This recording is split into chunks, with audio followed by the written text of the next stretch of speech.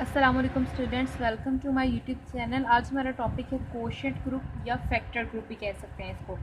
तो हमने पिछले लेक्चर में डिस्कस किए थे नॉर्मल सब ग्रुप्स, ठीक है, कि नॉर्मल सब ग्रुप क्या होता है। सबसे पहले हमने ग्रुप के अंदर डिस्कस किया था कि ग्रुप क्या है, फिर हमने उसके बनाए थे सब ग्रुप्स, ठीक है। ग्रुप को डिटेल से डिस्कस करने के लिए हमने उसके बनाए थे सब ग्रुप्स, फिर हमने सब ग्रुप से बनाए थे उनके कोसेट्स, ठीक है। कोसेट्स के बाद हमने डिस्कस किए नॉर्मल सब ग्रुप्स। कोसेट को लेकर हमने नॉर्मल सब ग्रुप्स बनाए। अब इन नॉर्मल सब ग्रुप से लेकर हम बनाने वाले हैं कोशेंट ग्रुप, ठीक हो गया। अब कोशेंट ग्रुप क्या होता है? कोशेंट ग्रुप में हमने क्या करना है कि जितनी भी हमारे पास कलेक्शन आएगी ना कोसेट्स की, वो सारी की सारी उठाकर हम लोगों ने एक इसके अंदर रख देनी है, एक सेट के अंदर, ठीक है। तो हमारे पास यहाँ क्या आ जाएगा, कोशेंट ग्रुप के अंदर हम लोग रख देंगे कलेक्शन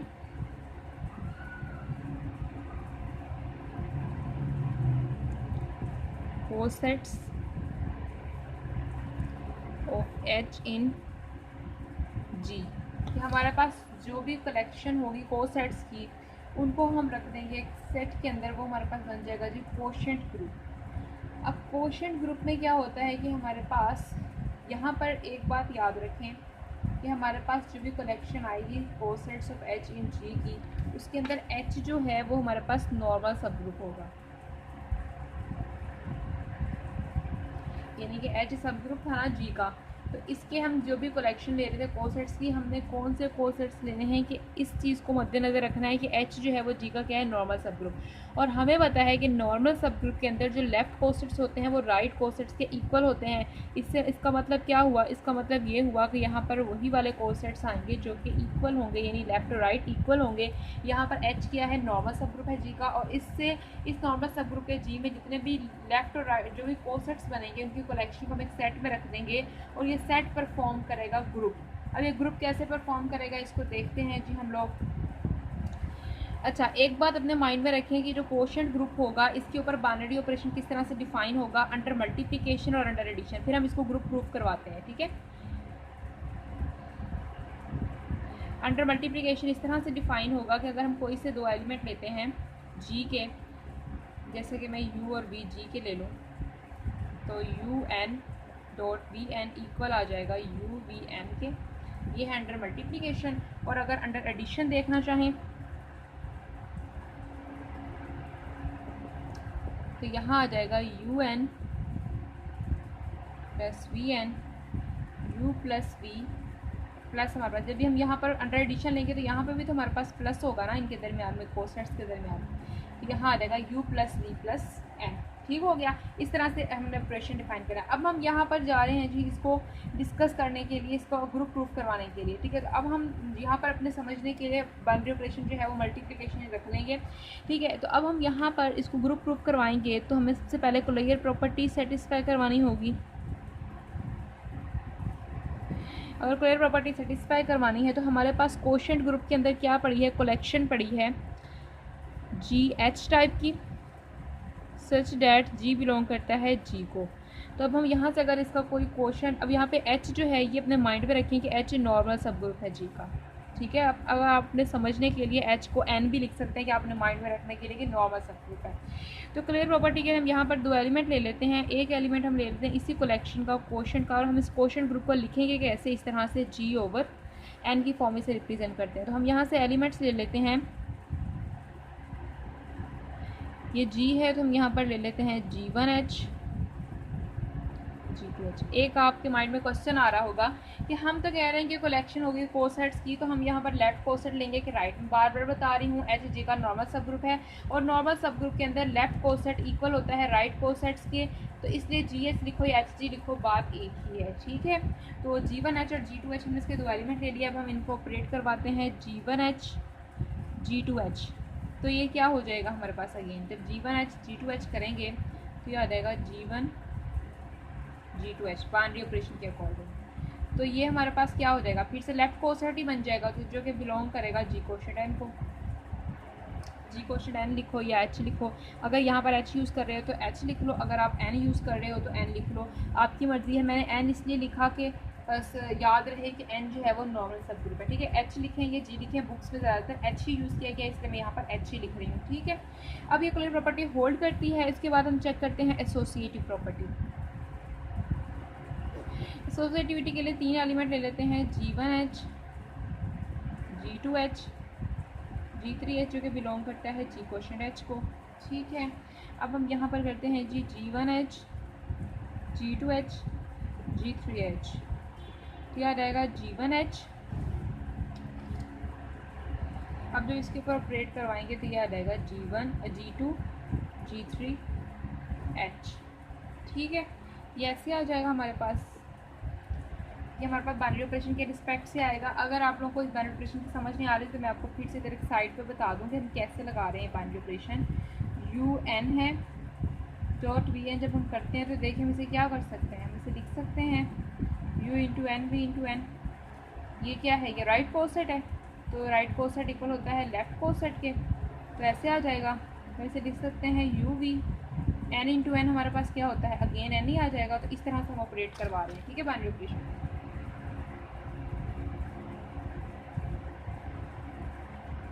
अब हमने करवानी है एसोसिएटिव प्रॉपर्टी होल्ड। तो एसोसिएटिविटी के लिए हम क्या करेंगे, हम कोई से 3 एलिमेंट ले लेते हैं, G1H, G2H, G3H जो कि बिलोंग करते होंगे G क्वोशेंट H को, ठीक है। तो अब हम इसके ऊपर एसोसिएटिव प्रॉपर्टी होल्ड करवाते हैं। तो एसोसिएटिविटी के अकॉर्डिंग क्या होना चाहिए हमारे पास,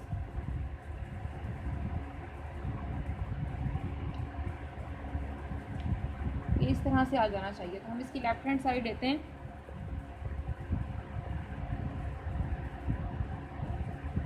तो ये क्या आ जाएगा G1H। जब इसके ऊपर बाइनरी ऑपरेशन ऑपरेट करवाएंगे तो G2, G3H हो जाएगा।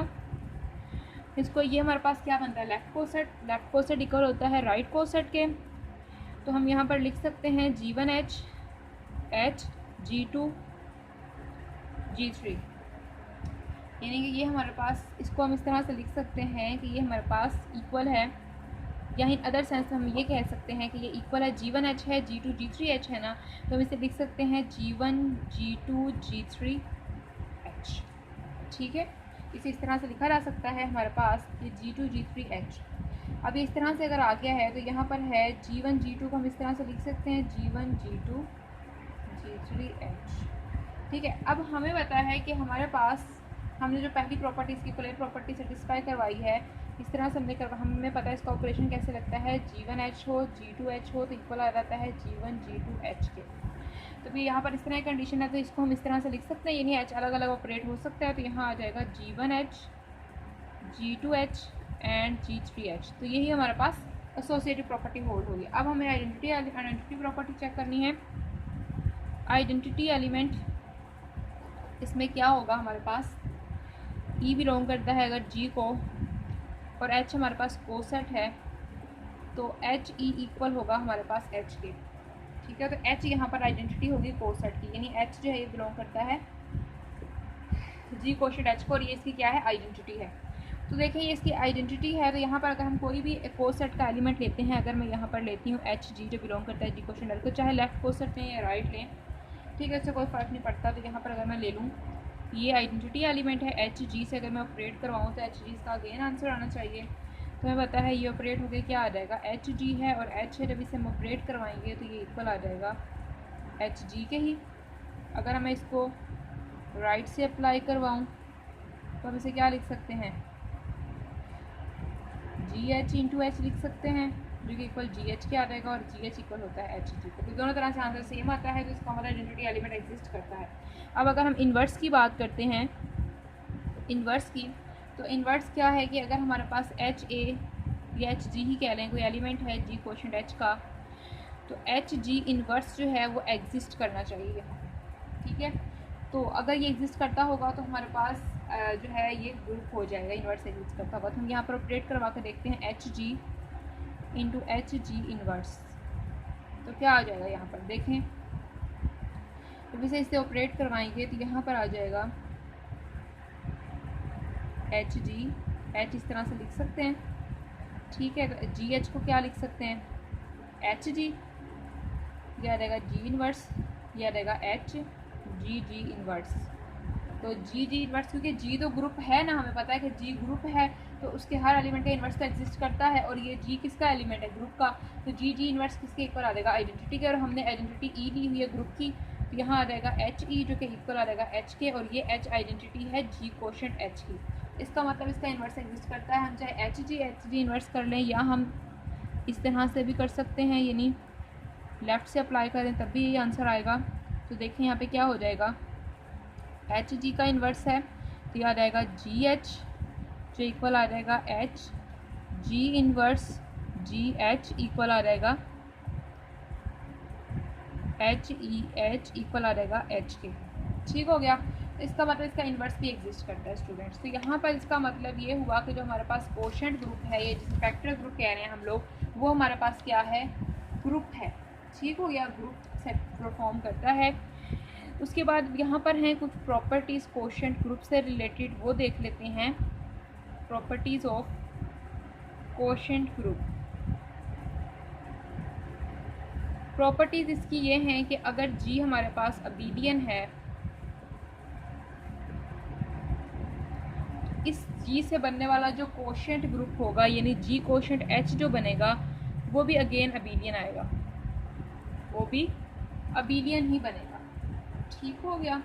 इसके बाद अगर हम लोग बात करते हैं कि अगर जी जो है वो साइक्लिक है, तो जी कोशेंट एच जो है वो भी साइक्लिक होगा। ठीक है, अब इससे रिलेटेड एग्जांपल्स देख लेते हैं। जैसे कि अगर हम लोग बात करते हैं जी, अगर हम लोग कोई ग्रुप लेते हैं जेड ग्रुप लेते हैं, और जेड हमें पता है कि ये ग्रुप है अंडर एडिशन, ठीक है, और ये अबीलियन भी है और ये साइक्लिक भी है, ये हमें पता है। अगर हम इसका कोई सब ग्रुप लेते हैं, जैसे इसके सब ग्रुप्स हैं 1Z, इसका सब ग्रुप है 2Z 3Z and up to so on, तो अगर हम इन जनरल इसका सब ग्रुप NZ ले लेते हैं, और N बिलोंग करता है किसी भी इंटीजर्स को, ठीक है, तो यहाँ पर ये ग्रुप परफॉर्म कर रहा होता है हमारे पास। ठीक है, कोई भी हम यहाँ पर पॉजिटिव इंटीजर ले लेते हैं। अब अगर हम देखें तो यहाँ पर हमारे पास ये सारे के सारे इसके सब ग्रुप के होने के साथ साथ इसके नॉर्मल सब ग्रुप भी होंगे, क्योंकि ये अबीलियन है और हमें पता है कि हर जो भी ग्रुप अबीलियन होगा उसका हर सब ग्रुप जो है वो नॉर्मल सब ग्रुप होगा।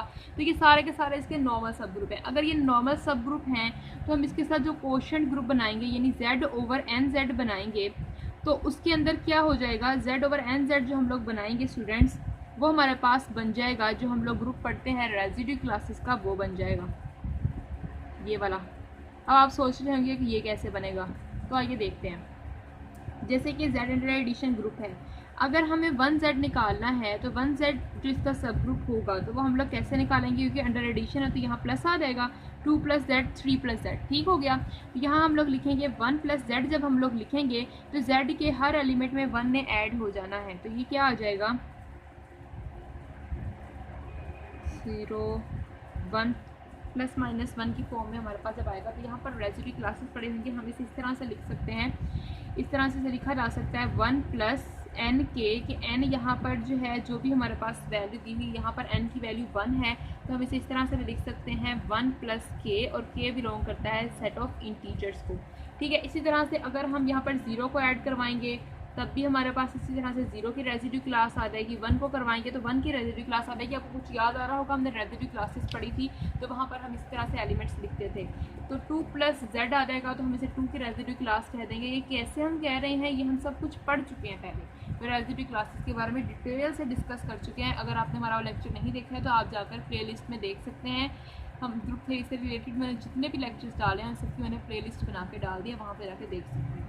तो अब जब हम इन जो है हमारे पास ये रेजिड्यू क्लासेस बन जाएंगी, ये 1 + Z 2 + Z 3 + Z, ये NZ जो हमारे पास आ रहा है, Z ओवर NZ जब हम करेंगे तो ये हमारे पास ये वाला ग्रुप बन जाएगा। और ये कोशेंट ग्रुप है और ये साइक्लिक भी है और ये अबीलियन भी है, क्योंकि ये साइक्लिक और ये अबीलियन था, इसका हर सब ग्रुप जो था वो नॉर्मल था, और ये हमारे पास अबीलियन और साइक्लिक आ रहे हैं। ठीक है स्टूडेंट्स, यहाँ तक आपको समझ में आई बात। अब हम बात करते हैं कि अगर जी एक ग्रुप है, तो मैंने बताया था कि ये इटसेल्फ अपने आप का नॉर्मल सब ग्रुप होता है, आइडेंटिटी जो है वो भी हर ग्रुप का नॉर्मल सब ग्रुप होता है।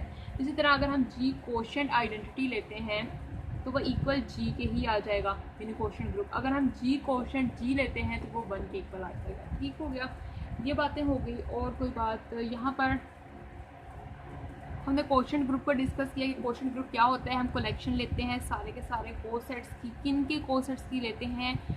जी ग्रुप होना चाहिए और एच इसका नॉर्मल सब ग्रुप होना चाहिए। ठीक हो गया, हमने ये देखा। और हमने ये देखा इसमें एलिमेंट्स किस तरह के आते हैं। हमने ये चीज़ देखी कि जी कोशेंट एच है अगर, तो एच जो है वो जी का नॉर्मल सब ग्रुप होता है और जी कोशेंट एच में एलिमेंट्स होते हैं एच जी टाइप के। G belongs to G and H belongs to H. इस तरह के हमने एलिमेंट्स देखे कोशेंट ग्रुप के। और हम यहाँ पर अगर बात करते हैं, हमने पिछले लेक्चर में जब नॉर्मल सब ग्रुप पढ़ा था, हमने यहाँ पर एग्जांपल ली थी D8 की, Q8 की नहीं, D8 की, D4 की ली थी। हाँ, D4 की ली थी हमने एग्जांपल। और इसका एक सब ग्रुप लिया था जो कि था 1 और R² और ये इसका नॉर्मल सब ग्रुप था। तो अगर हम इसका कोशेंट ग्रुप बनाते हैं D4/n करते हैं तो ये हमारे पास अबीलियन नहीं होगा। और ये हमारे पास D4/n जो आएगा ये हमारे पास अबीलियन होगा कि नहीं होगा ये हमें देखना है। लेकिन D4 तो अबीलियन नहीं है।